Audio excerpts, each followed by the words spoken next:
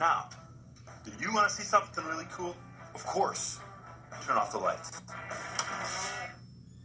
Industrial strength night vision goggles.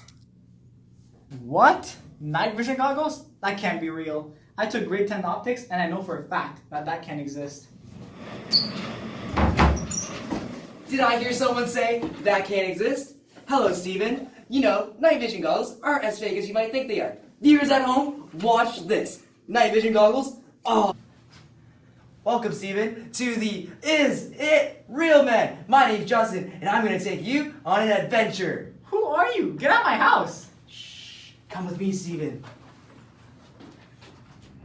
5 years ago, Justin's eyes were opened when a magic book fell from the sky, exposing all the world's secrets. As the book fell inches from his head, he exclaimed, Nelson, Science Perspectives 10?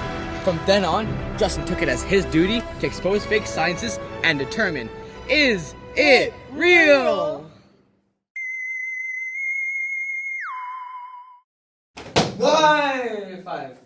High five, high five. Who is that?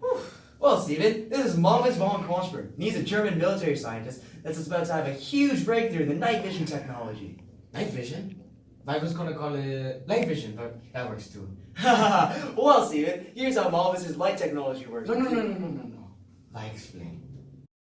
My night vision goggles use a projection unit called an infrared illuminator, which is attached to the night vision goggles. The unit projects a beam of near-infrared light, similar to the beam of a normal flashlight. Invisible to the naked eye, this beam reflects off objects and bounces back to the lens of the night vision goggles.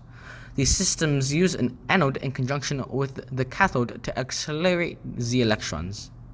Right now, the method is not perfect as the image is not completely clear and the life of the tube is not long, but I'm working to make further improvements to my device. Wow, Dr. Kronberg, you're really good at these cutscenes. Cutscenes? What? What do you say? Don't worry about it. That was cool and all. But what about the stuff I see in spy movies, with the green lights? Well, Steven, on our next pit stop, we're going to visit Professor Kronberg in the modern day, where we're going to talk to him about image enhancement technology. Well, Dr. Kronberg, it's been nice meeting you. Good luck invading Russia. Invading Russia? What? What do you say? No, don't leave! Oh, don't worry about it. Steven, quick, sit down. We're about to miss a lecture. What lecture? Oh, shh. Quick. Class, settle down. As we all know, today we'll be talking about night vision and specifically image enhancement. So let's get started. Everyone get out your notes. So, our first step in this process is that an objective lens captures ambient and near-infrared light, which is then sent to an image intensifier tube. As you can see, our image does not have as much visible light radiation, so this is why we must amplify this image and make it more enhanced for us. So our image intensifier tube is powered by two AA batteries which output a combined 5,000 volts to the parts of the image intensifier tube. One crucial part of this is our photocathode, which converts the photons from light radiation into electrons.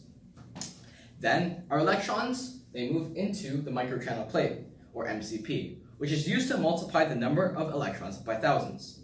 So what are MCPs? MCPs are tiny glass plates with millions of microscopic holes inside of them, and these holes are what we call microchannels. And the MCP in each device is contained in a vacuum with metal electrodes on either side. When the electrons from the photocathode, they move through and to the microchannels, and when they pass through, they collide with the sides of the channels due to the 5,000 voltage bursts from either of the electrodes. And from there, they excite more atoms, which cause more electrons to be released. And this cycle is called cascaded secondary emission, And this repeats until there are thousands of electrons exiting channels where only a few went in. So when they exit, they collide with the phosphorus screen. And as they maintain the same position in relation to their channel, as they didn't really move, they just multiplied within the channels themselves, they also retain the same position as the photons, which is what gives us our visible image. And the image is green, as we see in our spy movies and whatnot, because green is more sensitive to our eyes, allowing us to view it more easily, and it is easier viewed for longer periods of time. As you know, white light is harmful to our eyes. So, any questions? Michael. Sir, I'd enhance your image. Get on my class, Michael. Yeah, that professor, he's kind of cute. So, boys, what did you guys think of my lesson? That's good. That was a good lecture, Professor. Where are all the students? Well, they all skipped today. Last Friday of the month and all. But it's okay, I still get paid. You guys have any questions about anything? Yeah, what about that heat vision thing? Heat vision thing. Oh, thermal imaging, you mean? Yeah. Well, it's not really my area of expertise, but I can teach you guys some stuff about it. How'd you draw it that fast? Well, you don't teach for 10 years without learning a trick or two. Anyways, let's get started. So, thermal imaging captures the upper portion of infrared light spectrum closest to the visible light. So that's wavelengths that range from 0.7 to 1.3 microns. It's used when there's little to no light. And how does it work? So, a special lens focuses the infrared light emitted from all the objects in view. A phased array of infrared detectors then scan the focused light to create a detailed temperature pattern called a thermogram. The thermogram created by the detector is translated into electrical impulses, which are then sent to the signal processing unit, which is a circuit board with a dedicated chip that translates the information from the detectors into data for the display. The signal processing unit sends the information to the display, where the impulses appear as different colors depending on the amount of infrared emission. The combination of all the impulses from the detectors create the image, and that's how it works. Wow, Professor, that's really great, but we gotta run. See ya. What? No! And they were really cute, too. Wow, Steven, what did you think of that adventure? Thank you for bringing me on the adventure. It really enhanced my perspective.